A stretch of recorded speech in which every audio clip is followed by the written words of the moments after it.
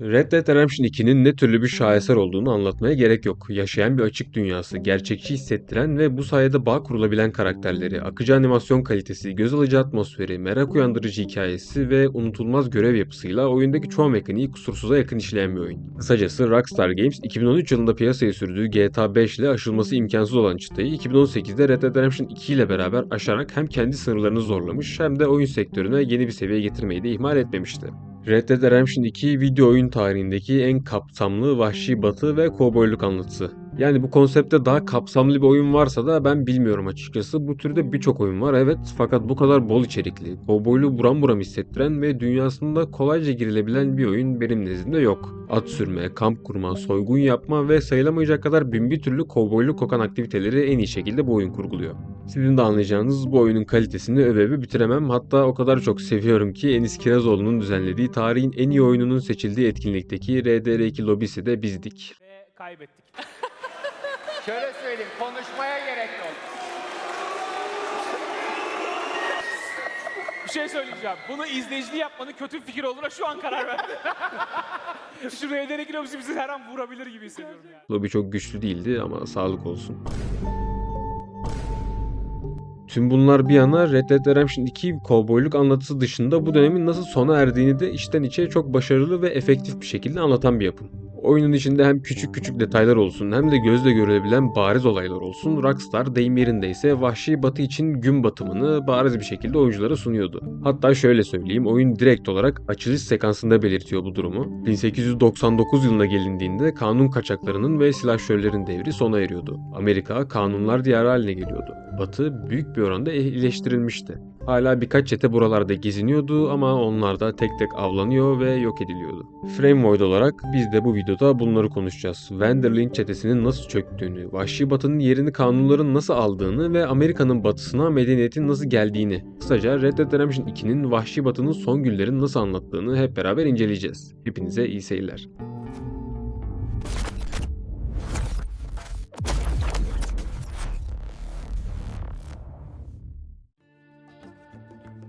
Oyunun başlangıcından başlayalım. 1899 senesine gidiyoruz. Vanderlyn çetesi Blackwater adlı kasabada sonradan Blackwater katliamı olarak adlandırılacak bir soyguna kalkışıyor ve bu soygun girişimi şüpheli bir şekilde çetenin elinde patlıyor. Vanderlyn çetesi ise bu hüsranın ardından apar topar, hatta arkasında kendi üyelerini bırakma pahasına Blackwater'dan Coulter'a uzun bir yolculuğa, yolculuktan da ziyade birkaç gün sürecek bir kaçışa imza atıyor. Blackwater'ın neden bir facia ile sonuçlandığına sonradan değineceğiz ama şimdi biraz çetenin yapısını ele alalım. Vanderlyn çetesi sıradan bir soygun grubu değil, daha çok bir ideal tarafında kurulan bir çete. Temel olarak çetenin kafa yapısı ise şu: medeniyet ve hükümet insanları köleleştiriyor. Özgür yaşam yalnızca yasaların dışında mümkün. Hatta bu fikir sebebiyle çete üyeleri kendilerini birer suçlu olarak değil, özgür yaşayan son insanlar olarak görüyor. Çetedeki bazı karakterlerden bahsedecek olursak tabii ki başlangıcı çetenin lideri Dutch Vanderlyn ile yapmalıyız. Dutch karizmatik, idealist ve okumuş bir adam. Tam bir lider. Karizması sayesinde herkesi peşine takabilen ve idealist fikirlerini diğer çete üyelerine oldukça etkili bir şekilde empoze etmiş biri. Hatta çetedeki bazı üyelere okuma yazmayı da kendisinin öğrettiğini biliyoruz. Aslında bir bakıma çeteyi felakete sürükleyen unsurlardan birinin Dutch'ın ta kendisi olduğunu söyleyebiliriz. Oyun boyunca paranoyası ve çaresizliği arttıkça hem planları çöküyor hem de ahlaki herhangi bir sınırı kalmıyor. Bir sonraki karakter Hosea Matthews. Hosea Dutch'ın en eski dostu ve Dutch'a karşı çıkmaktan çekinmeyen, gerçekçi ve zeki bir karakter. Çetenin içinde Dutch'ın aşırı planlarına dur bir dakika diyebilen tek kişi Hosea'nın ta kendisi. Yok hocam, bugün o kadar değil. O kadar değil hocam. Hocam o kadar değil. İlerleyen zamanlarda ölümüyle beraber çetenin iç dengesinin bozulduğunu ve Dutch'ın fikirlerini dengeleyici olarak kimsenin kalmadığını fark etmek hiç de zor olmuyor. Jose'nin ölümü sonrası Dutch tamamen kontrolsüzleşiyor ve çetenin dengesi kalıcı olarak bozuluyor. Gelelim oyunumuzun ana karakterine. Arthur Morgan. Arthur 14 yaşındayken sokakta Dutch ve Hosea tarafından bulunmuştur ve bu sayede Vanderlyn çetesi Arthur'un her şeyidir. Ailesi veya bir geçmişi yoktur. Dutch onun için bir baba, Hosea ise bir amcadır. Bu sebeple Arthur, Dutch'ın fikirlerini sorgulamadan ona bağlı olarak büyür. Arthur'un karakterini incelediğimizde dışarıdan sert, içeridense aslında oldukça karmaşık biri olduğunu gözlemleyebiliyoruz. Günlüğüne resimler çizer, doğayı gözlemler, insanları dinler. Böyle bir çetede önemli bir konuma sahip olmasına rağmen şiddet uygularken rahatsızlık duyan birisi. Sırada çeteye diğer üyelere göre geç katılmış bir karakter var. Micah Bell. Micah, Dutch'ın onu bir soygundan kurtarmasıyla çeteye dahil oluyor. Micah aslında Vahşi Batı'nın en kötü yüzü. Vicdansız, fırsatçı inatçı ve hayatta kalmak için her şeyi yapabilecek kapasitede zalim bir karakter. Bu özellikler Micah'ı oldukça tehlikeli bir karakter yapıyor fakat tehlikeli olmasının arkasında sadece zalim olması yatmıyor. Kendisi sadece zalim biri değil, aynı zamanda bayağı bir zeki ve manipülatif bir insan. İnsan demeye de dilim varmıyor da neyse. Oyun boyunca Dutch'ın egosunu besliyor ve aynı zamanda onu Arthur'dan uzaklaştırıyor. Dutch'ın kafasına Arthur'la alakalı şüphe tohumları ekiyor. Kısaca Dutch'ın duymak istediği şeyleri Dutch'ı manipüle etmek için kullanıyor. İlerleyen zamanlarda Micah'ın Pinkerton muhbiri olduğunu öğrendiğimizde de pek sürpriz olmuyor aslında. Zaten çeteye dahil olur olmaz şüphe uyandırıcı hareketleri var. Blackwater soygununu planlayan kişi de ta kendisi. Bence tesadüf. Son olarak bahsetmek istediğim karakter John Marston.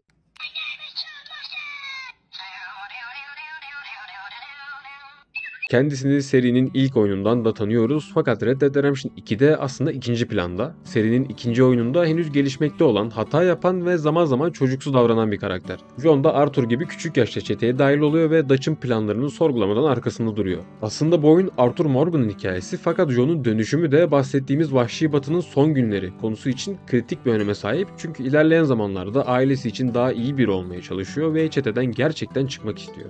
Vanderlyn çetesi oyunda sadece bir soyguncu grubu değil, Vahşi Batı'nın kendisinin bir yansıması aslında. Dutch ölmekte olan bir fikrin son temsilcisi. Zamanını kaçırmış biri çünkü hala 1870'lerde yaşıyor. Hala o dünyanın kurallarıyla oynuyor ama dünya çoktan değişmiş. Arthur o fikirlerin içinde büyüyen ancak zamanla çocukluğundan beri içselleştirdiği fikirleri ölümünün de yaklaşmasıyla sorgulamaya başlayan biri. Kendisi dünyanın değiştiğini Dutch'tan önce fark ediyor ve başta Dutch'a körü körüne inanırken zamanla etrafında olan biteni iyice gözlemliyor. Demiryolları Amerika'nın dört bir tarafına uzanmış, Pinkerton dedektifleri her yere sızmış, çetenin içine bile. Eski hayat tarzının yeni dünyada bir yeri kalmamış. Dutch'ın sürekli tekrarladığı paraya ihtiyacımız var, bir plan daha, sonra özgür olacağız gibi sözler artık Arthur'a boş geliyor. Buradan mesela Samet Hoca'ya diyor. Seneye maçlarımızı şurada oynamak istiyoruz. Ya sen seneye var mısın takımda bir defa? Hemen bir Teknik virgül. direktör Fikret belli mi? Orman'ın bununla ilgili bir açıklaması var. Dinleyelim mi? Hayır şimdi Çok Samet kısa. abinin önümüzdeki sezon için sözleşmesi var mı?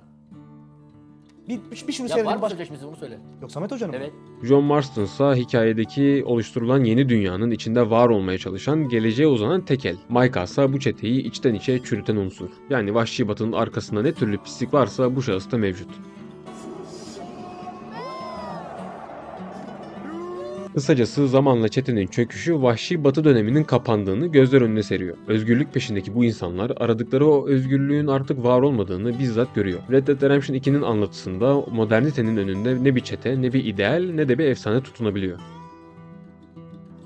Şimdi Vanderlyn çetesinden biraz uzaklaşıp Amerika'nın o yıllardaki değişmekte olan yapısını ele almaya başlayalım. Demiryolları Amerika'nın batı kısmındaki vahşiliğin ortadan kalkmasının en önemli etkenlerinden biri. Çünkü demiryolları bu taraflara gelmeden önce batı uzun süre boyunca Amerika'nın boşluğuydu. Uçsuz bucaksız, sahipsiz ve en önemlisi kanunsuz bir araziden bahsediyoruz. Buraya gelen herhangi bir adamın kafa yapısını şöyle özetleyeyim size. Soyguna karıştım, cinayet işledim, bin bir türlü suça bulaştım, ne yapayım, batıya gidip kanundan kaçayım ve burada kendime yeni bir hayat kurayım. Ne eksik ne fazla, tam olarak kafa yapısı bu. Çünkü devletin eli buraya uzanmıyor, daha doğrusu uzanamıyor. Amerika'nın batı kısmında oluşan bu boşlukta efsanelerin, kovboyların ve Vanderlyn gibi çetelerin var olabildiği tek ortam. Ta ki 1862 yılında Abraham Lincoln tarafından imzalanarak yürürlüğe giren Pasifik Demiryolu Kanunu'na kadar. Bu yasa Amerika'nın doğu ve batı kıyılarını birbirine bağlayan ilk kıtalar arası demiryolunun inşasını finanse eden ve destekleyen bir yasal düzenleme. Bu yasa Union Pacific ve Central Pacific adlı iki büyük şirketi finanse ederek ülkenin doğudan batıya doğru genişlemesini ve ekonomik olarak bütünleşmesini hızlandırmıştı. Bu atılım sonrası doğu ile batı artık birbirine bağlıydı ve bu sadece bir ulaşım atılımı değil, Amerika'nın batısındaki başıboşluğun sonuydu. Demiryolu projesinin tamamlanmasıyla 4 aydan uzun süren yolculuk birkaç güne inmişti. Peki bu demiryolu kanunu Vahşi Batı döneminin sona ermesine nasıl katkı sağladı? Şöyle ki demiryolları beraberinde 3 şey getirdi. İnsan, sermaye ve devlet. 1880'li yıllara gelindiğinde yapılan yeni demiryolları yılda 50 milyon dolarlık yük taşıyordu. Bu devasa rakamın arkasında tabii ki büyük şirketler vardı. Şirketlerin arkasında çıkarlar, bu çıkarları korumak içinse tabii ki devlet gücü. Hükümet yapılan her hat için şirketlere bir miktar arazi bağışlıyordu ve inşaatın sonunda iki şirketin elinde toplam yaklaşık 180 milyon dönüm arazi vardı. Yani batıdaki sahipsiz sanılan topraklar artık sahipliydi. Rockstar Red Dead Redemption 2'deki demiryollarının önemini son derece bilinçli bir şekilde oyunculara yansıtıyor. Oyunun haritasına dikkatli bakıldığında demiryollarının haritanın dört bir yanına eriştiğini görmek pek de zor değil. Batıda Valentine kasabası hala toz toprak vahşi batı havasını taşırken doğuda Saint Denis çoktan sanayileşmiş, kalabalık ve modern bir şehre dönüşmüş. Ve bu iki farklı dünyanın arasındaki mesafeyi kapatan tek şey tam olarak bu yeni yapılan demiryolları. Oyunda demiryolu şirketleri arka planda gibi görünse de hikayenin merkezinde kendilerine yer ediniyorlar. Leviticus Cornwall'a ait tren soygunları, Pinkerton çatışmaları, bunların arkasında demiryolu şirketlerinin çıkarları var. Vanderlyn çetesi bu trenleri soydukça yaptıkları tek eylem para çalmak olmuyor. Aynı zamanda karşı oldukları sisteme karşı direnmeye çalışıyorlar ama karşı durdukları sistem artık çok daha büyük ve çok daha güçlü.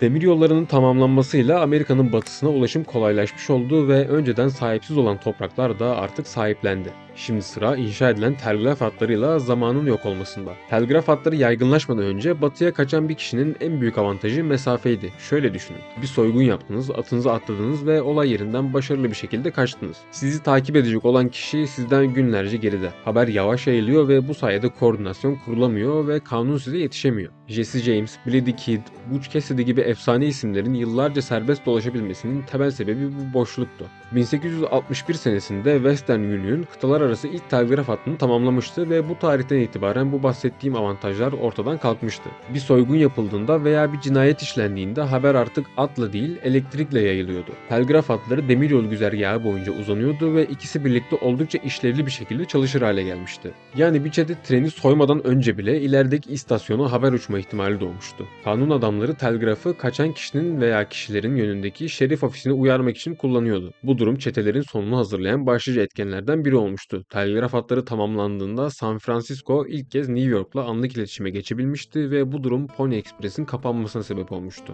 Yani sizin de anlayacağınız yıllardır Batı'nın can damarı olan at kurye sistemi telgrafın yaygınlaşmasıyla beraber sadece birkaç haftada tarihin tozlu sayfalarına karışmıştı. Malum yeninin karşısında eski ayakta duramıyor. Red Dead Redemption 2 ise bunu hem hikayeye hem de oynanışa ustaca yansıtıyor. Oyunda aranma seviyeniz yükseldiğinde sadece yakınlardaki dedektifler değil bölgenin tamamı haberdar oluyor. İşler eskisi gibi kolay değil. Az önce bahsettiğimiz soygun örneğine şimdi bir de bu perspektiften bakalım. Bir kasabada soygun yaptınız, atınızı atladınız ve olay yerinden uzaklaştınız. Ama bu sefer iş bitmedi çünkü telgraf hattı sizi ele geçirdi. Yani artık sizden haberdarlar. Pinkerton'ların Dutch ve ekibini her kaçışın ardından sadece bir adım geride takip etmesi tesadüfen gerçekleşen bir olay değil. Bu yeni sistemin ta kendisi. Vanderlyn çetesi ne kadar hızlı koşarsa koşsun bilginin yayılmasından daha hızlı kaçmak artık mümkün değil.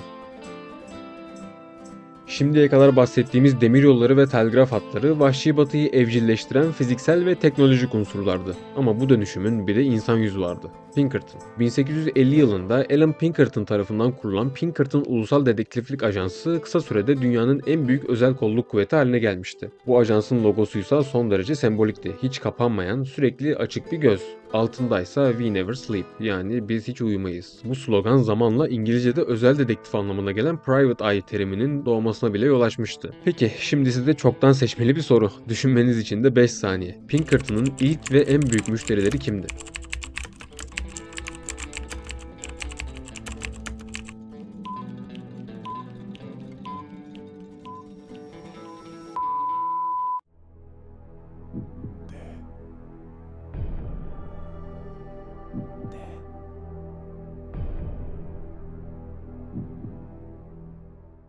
Doğru cevap demiryolu şirketleri. Amerikan İç Savaşı sonrasında Pinkerton demiryolu haydutlarını avlama konusunda başarılı bir sicil oluşturmuştu ve Jesse James'in çetesi, Reno çetesi, Butch Cassidy'nin Wild Band çetesi Pinkerton ajanlarını takip ettiği isimler arasındaydı. Yani oyunda Dutch ve çetesinin peşine düşen bu yapı, evet yapı, gerçek tarihte de birebir aynı işi yapıyordu. Peki Pinkerton'ı sıradan bir kanun kuvvetinden ayıran neydi? 1890'lı yıllara gelindiğinde ajansın 2000 aktif, 30.000 yedek olmak üzere toplam 32.000 ajanı vardı. Aynı dönemde Amerika Birleşik Devletleri'nin ordusunun aktif kadrosu 30.000 kişinin altındaydı. Yani özel bir şirketten bahsediyoruz. Devletin kendi ordusundan büyük. Bu durum Ohio eyaletini kaygılandırmış olacak ki eyalet Pinkerton ajansının özel bir paralı ordu olarak kiralanabileceği ihtimalini göz önünde bulundurarak Pinkerton'ları tamamen yasaklamıştı. Bu olay Vahşi Batı'da kanunun artık sadece devletin elinde değil aynı zamanda para parayı verenin elinde olduğunu gösteren en somut örneklerden biri. Konumuza dönecek olursak Pinkerton Ulusal Dedektiflik Ajansı başta kanun adına hareket ederken zamanla tamamen sermaye adına hareket eder hale gelmişti. Firma büyük sanayicilerin yanında yer alıyor, grevleri bastırıyor ve işçileri eziyordu. Red Dead Redemption 2 Pinkerton yapısını oyunun tam olarak merkezine koyuyor. Vanderlyn çetesi yaptıkları her icraatte Pinkerton ajanlarının radarına giriyordu. Oyunun başındaki Blackwater soygununun başarısızlıkla sonuçlanmasının sebebi bile bu adamlar. Özellikle Dutch ve grubu Leviticus Cornwall'ın trenini soyduklarında Cornwall, ajan Milton ve onun yanındaki ajan Edgar Ross'u özel olarak Vanderlyn çetesini avlamakla görevlendirmişti. Zaten bu olaydan sonra oyunun geri kalanında bu ikili çetenin yakasını hiçbir türlü bırakmıyor.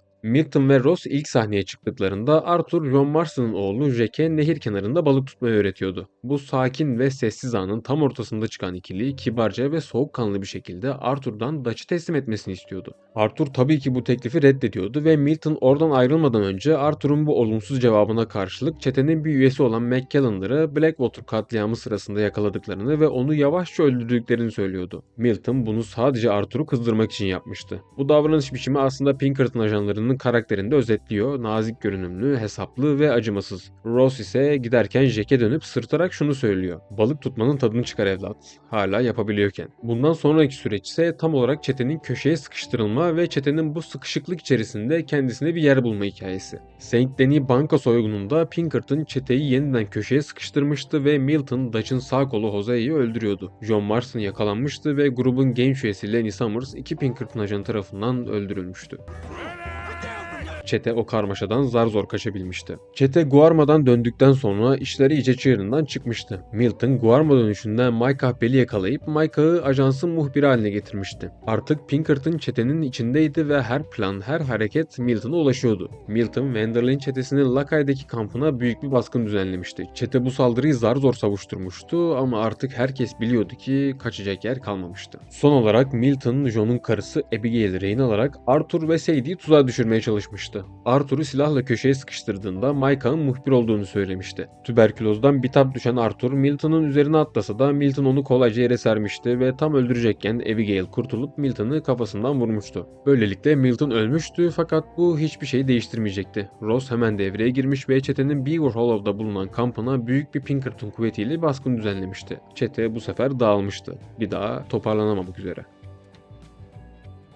Pinkerton, telgraf hatları ve demiryolları Vahşi Batı'yı fiziksel ve teknolojik olarak evcilleştirmişti. Ama asıl büyük değişim ekonomide ve toprakta yaşanacaktı. Amerika 1870'li yıllardan itibaren dünyanın en hızlı sanayileşen ülkesine dönüyordu ve bu dönüşüm Vahşi Batı'yı bir yaşam biçimi olarak tamamen geçersiz kılacaktı. Bu döneme Tom Sawyer ve Huckleberry Finn'in yazarı Mark Twain'in verdiği isim Altın Çağ'ydı. Mark Twain bu ismi alaycı bir şekilde kullanıyordu. Bunun sebebi ise bu çağın dışarıdan bakıldığında parlak, içeridense yolsuzluk ve eşitsizliklerle dolu olmasıydı. Bu çağın en sembolik ismi ise John Rockefeller. Evet, bildiğimiz Rockefeller ailesi. John Rockefeller'ın 1870'te kurduğu Standard Oil adlı petrol şirketi zamanla Amerika'daki tüm petrol rafinerilerinin %90'ını kontrol eder hale gelmişti ve Rockefeller tarihin ilk milyarderi olmuştu. Öte yandan J.P. Morgan ise dönemin en güçlü bankacısıydı. Bu isimler sayesinde sermaye doğudan batıya doğru akmaya başlamıştı ve bu sayede madenler açılmış, fabrikalar kurulmuş ve şehirler büyümüştü. 1880'de Amerikalı işçilerin neredeyse yarısı hala çiftçiyken 1920'ye gelindiğinde bu oran 1/4'e düşecekti. 30-40 yıl içinde Amerika'nın ekonomik ağırlık merkezi tamamen değişmişti. Çiftlik ve arazi yerini fabrika ve şehre bırakmıştı. Peki bu sanayileşmenin Vahşi Batı'yla bağlantısı ne diye soracak olursanız aslında cevap toprakta yatıyor. 1862 yılında imzalanan Homestead Act yani çiftlik kurma yasası o güne kadar hükümetin büyük lotlar halinde satışa sunduğu ve sıradan vatandaşların satın alamayacağı batı arazilerini halkın erişimine açmıştı. Yömyeci adamın da artık bir arsası olabilecekti yani sizin de anlayacağınız. Amerikan hükümeti bu yasa aracılığıyla toplam 270 milyon dönümlük araziyi yani Amerika'nın %10'unu özel mülkiyete çevirmişti. Ama işin bir de arka yüzü var. Spekülatörler ve şirketler bu yasayı kullanarak büyük miktarda araziyi satın alıp kontrol altına alacaktı.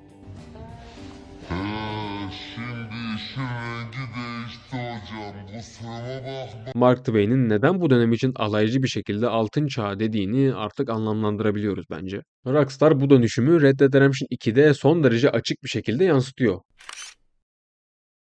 Oyunda bunu en net şekilde gösteren yerlerden biri Ainsburg. Aktif kömür madenleriyle çevrili, dumanın hiç dağılmadığı ve işçilerin kötü koşullarda çalıştığı bu kasaba sanayileşmenin vahşi batıya faturasını gözler önüne seriyor. Bir de Rhodes ve Strawberry kasabalarına göz atalım. Kış uçmaz kervan geçmez sokaklar, ahşap binalar, bar kavgaları, bu kasabalar hala vahşi batının esintilerini taşıyor. Ama etraflarına bakıldığında değişimi görmemek imkansız. Demiryolu uzanmış, telgraf direkleri dikilmiş, Braithwaite ve Gray gibi büyük toprak sahibi aileler boş arazileri çoktan sahiplenmiş. Kasabalar eski gözüküyor fakat yeni bir dünyadalar artık. Oyunun geçtiği yıllarda vahşi batı ölüyor fakat daha değil. Şimdilik sadece köşeye sıkıştırıldı. Vanderlyn çetesi ve onun gibi diğer çeteler de tam olarak bu köşelerde hayatını idame ettirmeye çalışıyorlar. Ama uzun sürmeyecek tabii ki. Red Dead Redemption 2 sonunda oyunculara şunu soruyor. Kaybeden kim? Planları çöken, paranoyaya yenik düşen ve kendi yarattığı aileyi dağıtan Dutch mı? Yanlış bir adama çok uzun süre boyunca inanan ve nasıl bir hayat yaşadığını hastalık kapıya dayandığında sorgulamaya başlayan Arthur mu? Yoksa demiryollarına, telgraf hatlarına, Pinkerton'lara ve büyük sermayeye yenik düşen, köşeye sıkıştırılıp zamanla tek tek yok edilen vahşi batı mı? Cevap aslında D şıkkı. Yani hepsi. Red Dead Redemption 2'yi diğer oyunlardan ayıran unsurlardan biri de tam olarak bu. Oyun ne olursa olsun oyuncunun kazanmasına izin vermiyor. Arthur atın üzerinde güneşin batışını izlerken, Dutch kampında planlar yaparken ve John kendi çiftliğini inşa ederken biz oyuncular olarak bu saydıklarımızın hiçbirinin sonuna kadar sürmeyeceğini biliyoruz. Bu dünyanın sonunun geldiğini oyun baştan söylüyor zaten. Tam olarak bu yüzden Red Dead Redemption 2 bir kovboy oyunundan çok daha fazlası. Rockstar onlarca silah sesi, ihanet, kefaret ve ölümün arasında oyunculara bazen doğru tarafta olmanın yetmediğini çok etkileyici bir şekilde aktarıyor. Bazen bir çağın sonuna denk geliyorsunuz ve elinizden hiçbir şey gelmiyor. Arthur Morgan'ın son sözleri bu hissi en iyi şekilde özetliyor aslında. Videoyu sonuna kadar izlediğiniz için çok teşekkür ederim. Bir sonraki videoda görüşmek üzere. Hoşça kalın.